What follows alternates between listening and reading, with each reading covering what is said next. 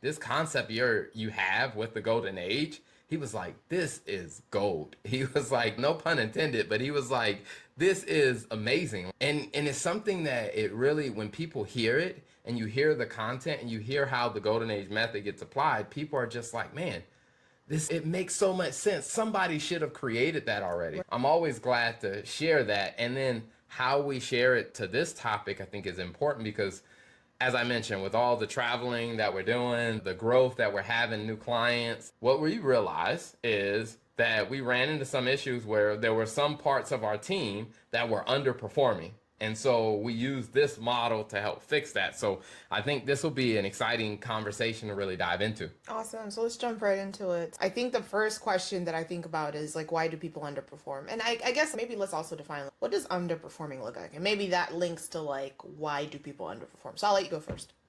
Yeah, so when it comes down to underperforming, I think a lot of businesses struggle to define what that looks like because they have no idea what performance should be.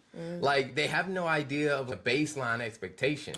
And I think for most businesses, it becomes super subjective around if I ask them, hey, how is your team performing? If you rated them from a 1 to 5, they have no framework to actually know how to rate them. What they're probably going to do is say, oh, they're a 4. And it's usually because they feel good about them. Or maybe that person did something that made them mad that day. Or maybe that person made a mistake in the last 3 days. And if you made a mistake in the last 3 days, you're probably going to be like, oh, this person's a 2 because you remember that one incident. And what we had to do to figure out like what underperformance is, we had to sit down and make a baseline to say, hey, here's what the standard is. Now that we know and we have clarity about what the standard is, when people weren't living up to that standard, that's how we knew, hey, that's what underperformance is. Okay. And then just the reason of like, from your perspective, why do you think people underperform?